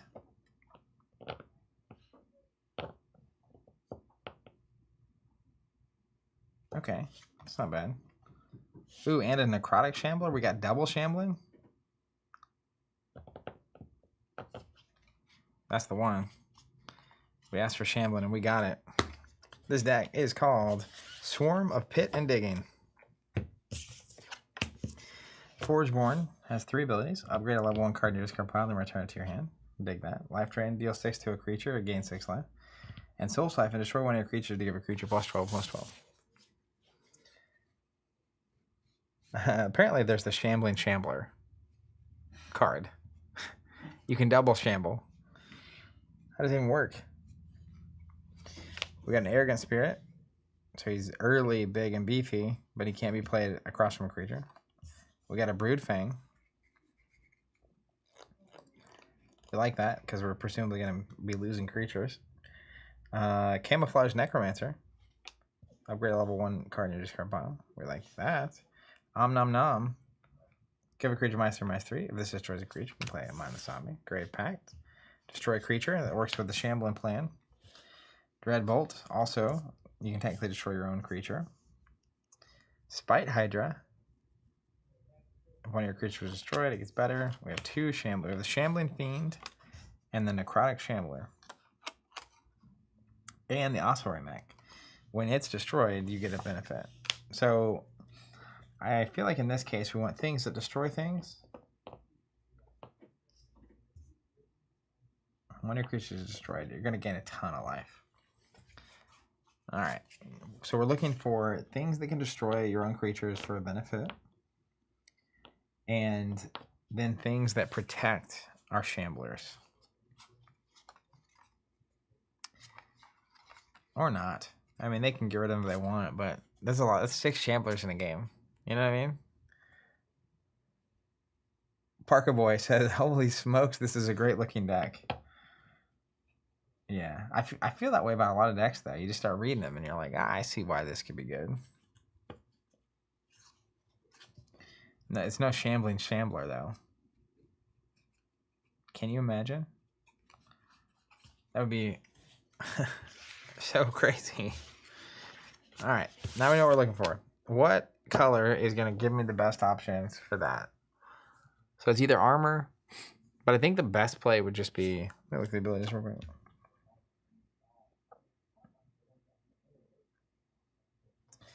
I think the best would be stuff that can destroy my own stuff to play. I mean, it's just more purple, unfortunately. I was going to say, like, if you could destroy a creature to play 2 minions, then you would get the destruction effect and have more things that your opponent necessarily wants to destroy. Which seems good.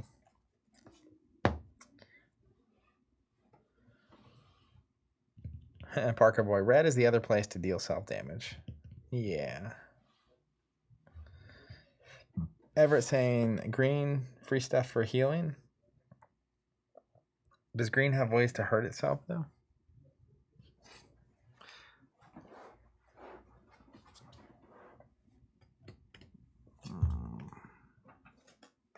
It's just like...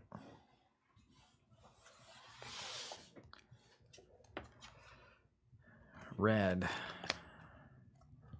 You know how I feel about red. Everett saying green does make you minions and has life gain synergy. Alright, let's just look at green first so we don't get pigeonholed into a color. Even though clearly that's what's happening. Alright, is this the Warriors of Wagyu? Yep. Let's see. Deploy, you may replace an enemy minion with a wisp. Okay. Vine Lash, that can work because you can have one of your creatures battle an enemy creature. Combat Druid gets a wisp for free when you play it. When you play the Hibernating Hunter, okay, this is working. You may have another of your creatures battle its opposing creature. Summoning Council gets you minions. Primal Surge is free if you've gained life.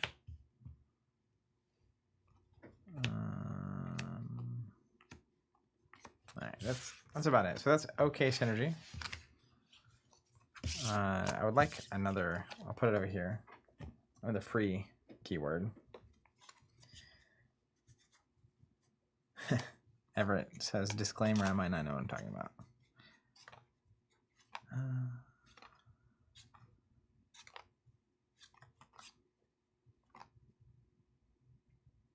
There's the talisman.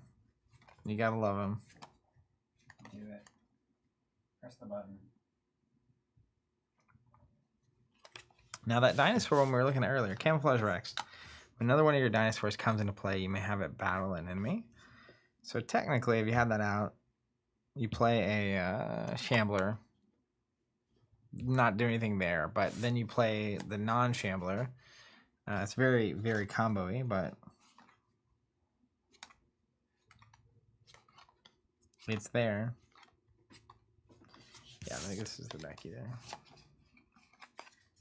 We'll keep going through the list. This is the Spies of Tiller and Hag.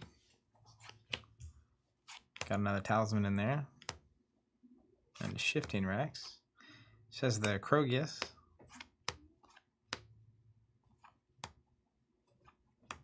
Nope. Didn't have the word free in it. We're looking for free.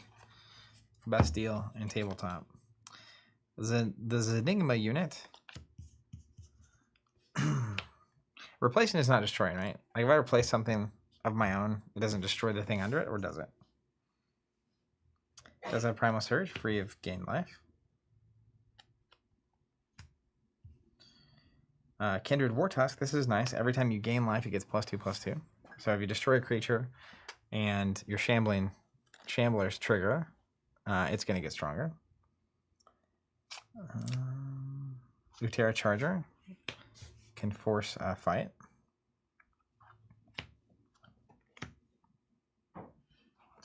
Glowhive Siren pairs very well. It gains extra attack every time you gain life. So if you do have Shamblers out, then that's going to work. Okay, so this is interesting.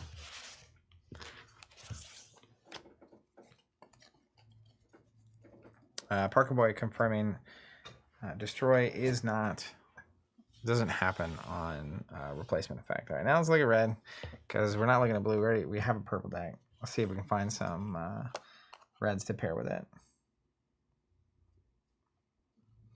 The Queens of Appreciating.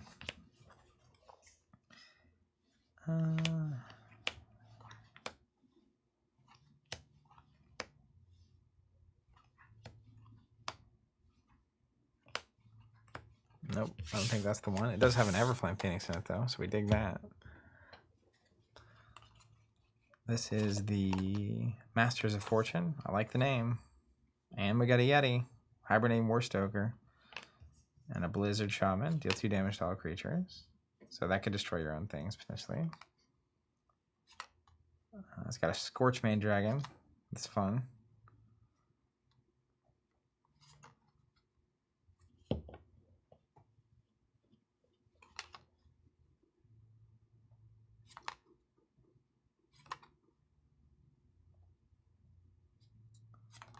This has some cool cards in it. Is this Kickstarter? No, it's Alpha. That's why it's so cool. Hold on, let's just make sure. Right. What is this thing? The Animated Mangasaur? How do we get here? You know what I mean? Is this Kickstarter deck? It is a Kickstarter deck. How's the website going? Dude, just copying and pasting, man. Copy pasta. Get those images in. Lightning Spark, that's good. So what is this? Do 5 damage to creature player. I could destroy your own creature. That seems not crazy efficient, but you never know. Primordial Slam, do 4 damage to creature, give a warrior +4. It does have a Scorchmane Dragon, which gets us excited. And a Stampeding Worm.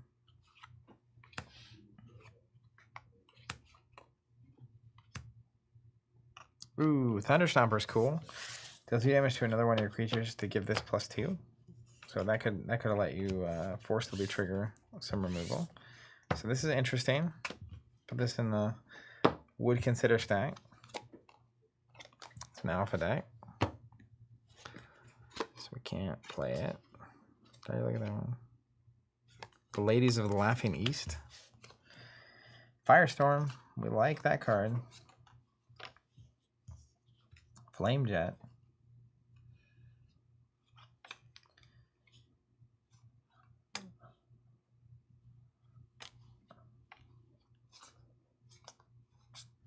funny, this is like so close to that other deck. It just doesn't have the crazy rare card on it.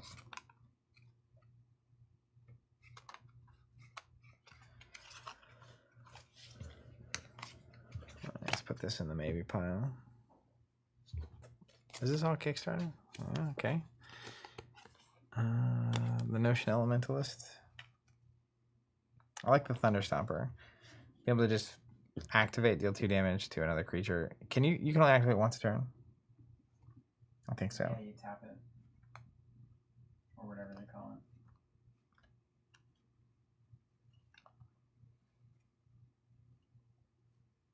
Stout Master is cool. When you play another mage, play a spell sprite minion. Not many mages in this stack, but that's a cool idea. That could be a cool trigger.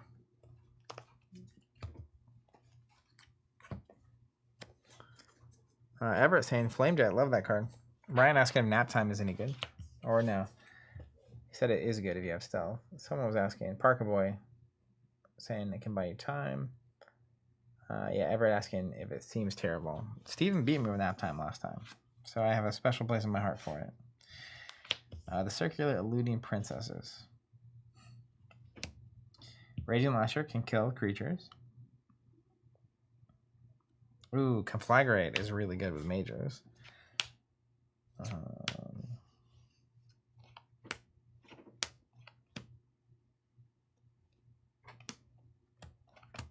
Close.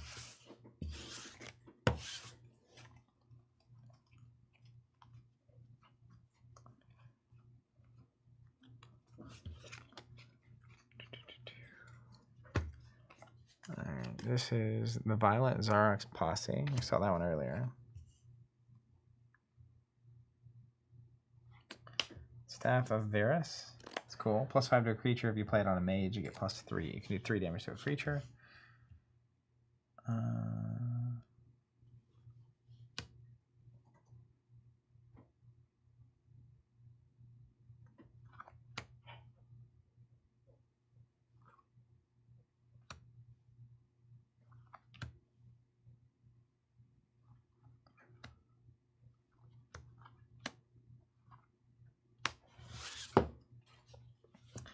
All right, and it's got that Flame Jet, which we like. Blizzard Shaman, 2 damage to each creature. Raging Master. So it's got, how many mages in here? Just 2.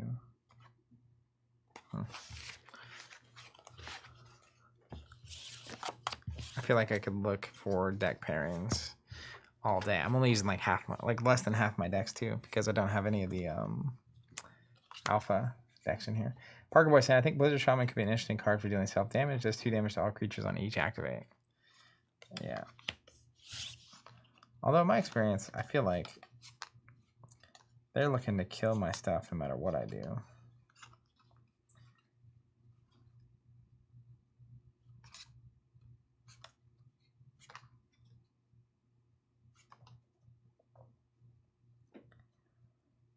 Oh, we like this one.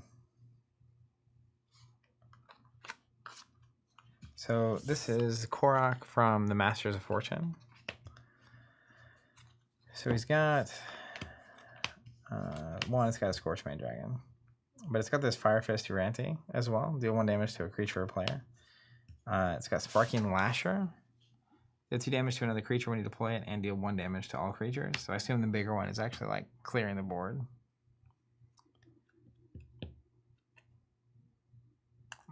Sparking Lasher. Let's see if it pulls it out.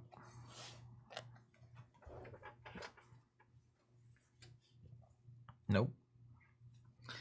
So that I like that. Then it's got the Venerable Warhound. If it replaced a creature, deal 3 damage to a creature or player, which could work. Pyre Song. Yeah, I mean, for this very specific line that I'm trying to think, what's the Pyre Song do? Yeah.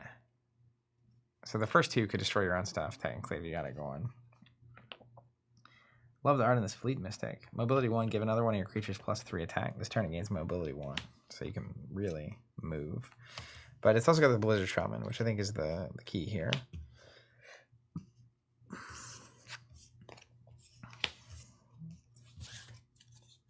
So I like that.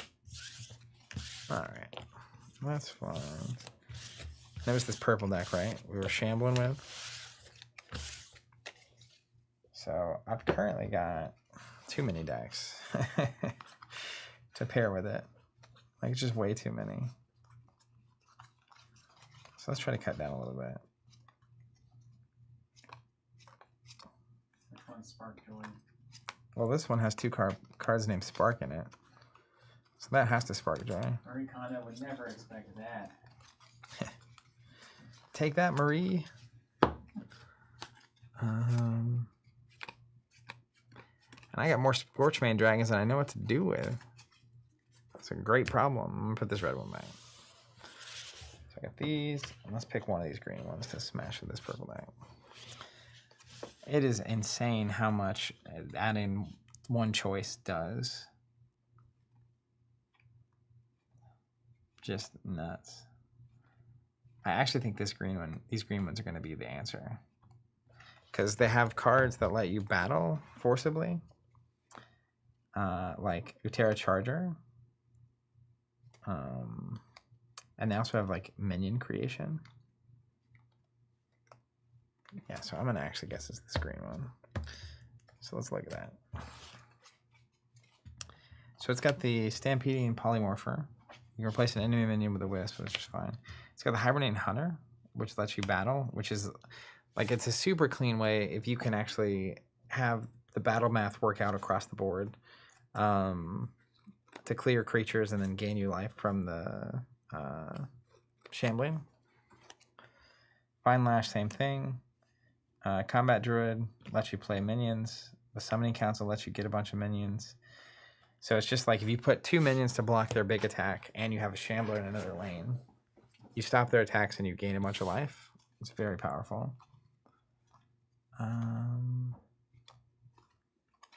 Yeah, so I think this is the first one I'll try with this purple deck, is actually the green, as much as I thought it was going to be red. Ryan saying, will you and Steven be playing any games today? No plans to do that. If you missed the first part, we're deep into the process of major website relaunch and rebuild, and Steven is heavily involved in that project, so he is currently busy, and that's why I'm here. That's why you're getting me, and just me, for this entire stream. Let me hit a button. We'll go top down again. Oh, Steven's got it. It's just that red button. The tiny, see the nope, up more towards now, one over to the other side. Yeah, that's it. That's one. So we learned how to build the best deck in SolForge today. Hopefully you feel like you've learned a lot. I feel like is this kind of been what everyone else is going through, which is you bought a bunch of decks, you're excited about them. I'm very much an experiential learner, so the number one way I can start figuring out what's worth something and good or not is just to start getting to the table. But I think this is a really good first step. I have this stack with the purple deck on top, and this stack with the red deck on top. And so if I were trying to do my own process to figure out what's good, it's exactly what I would do. I would start figuring out pairings that seem like they're good. And then I would have these stacks ready when I got to a session. So like next time we play, my intent will be to have one of these stacks and kind of just rotate through the different possible pairings of the decks that I like, and until I find what I think are good enough pairings. But I can imagine for competitive people, that's going to be like such a crazy process, because you're going to really want to try to find the absolute best. And even just amongst my 20 or 30 decks here, it feels like there's a ton of options. Everett saying, yeah, per my previous comment, I have a lot of opinions, and I'm sure most of them are not correct. Have you been playing pretty frequently? Any big lessons you can share with people that haven't played as much as you?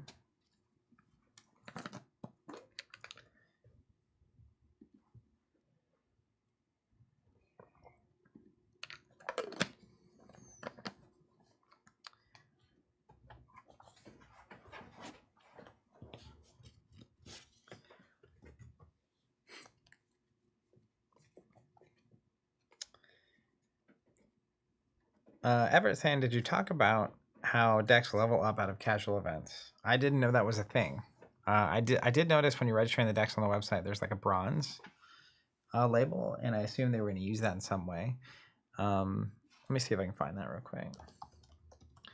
That would be interesting if you had a pair of decks or a couple of different pairs, and then one of them rotates out somehow. Click the news. Everett saying, I don't think I'm sage enough for advice yet. I had my first locals last week. Just trying stuff and having fun. Ryan C saying, I'm yet to open a Scorchmane Dragon or Everflame Phoenix. Sad times, but I do have 3 Rex and 4 Drix decks. I wonder how rare are those things? Like the Scorchmane. Do we know the odds on this purple showing up?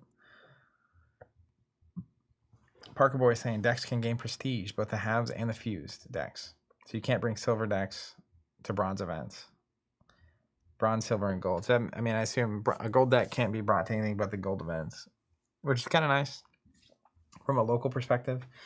If you had a player who just had 4 to 6 really great deck pairings and they were always winning, presumably if they win enough, eventually they won't be able to play those same pairings at locals at least, which is helpful. What's the local scene like for everybody? Is your store hosting stuff? Are you hosting stuff? With Keyforge, one of my favorite things was just the weekly local sealed. So is that going on wherever you're at? And if you're watching this back later, I'd love to know the same if you leave a comment. Everett saying I have 2 Everflame box Phoenixes from 4 boxes of 4 half decks. So it's a display, and you got 2 Phoenixes, which is pretty crazy. Was it all the same display, or were they boxes that you bought along the way? Everett saying seems nice because your deck is only as good as the cards plus your skill. What seems nice? I missed that part. Let me see if I can find that leveling up article. I don't think it's recent. Everett saying, so someone could have a gold deck in bronze if they're just bad and can't pilot it. I got you. So a deck that could easily reach gold if they were better. But if they're still learning or not as good, then a gold deck is not necessarily going to feel much different. All right. Any last questions before I get out of here? This has been a journey.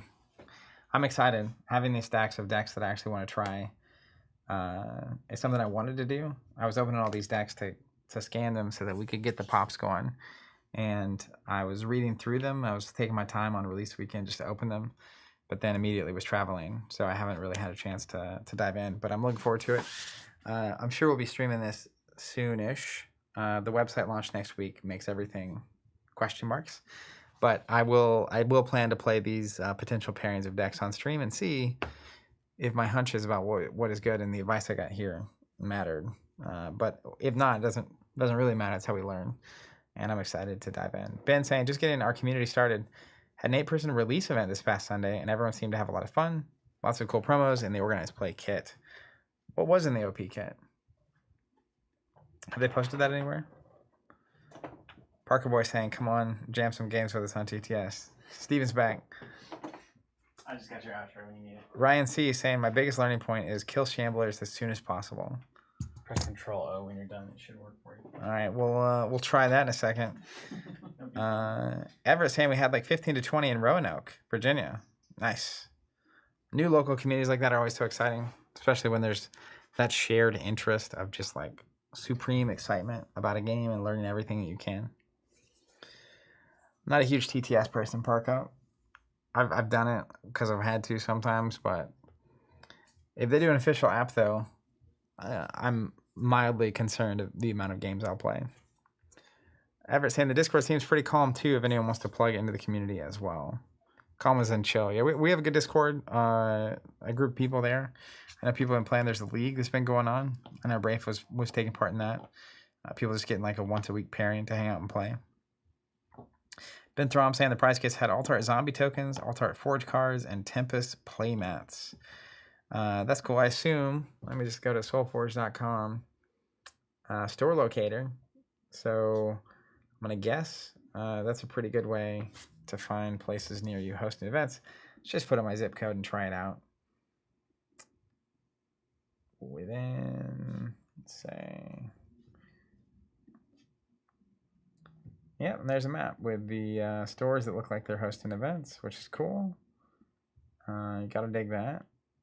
Looks like Night Arms Game Store in Perkins, Oklahoma, Wizards Asylum in Norman. So a couple places nearby here. Ben saying promo Korak card as well. How does that work? Is it just like full art? It doesn't have any text on it? Because I know the text on each of these is different.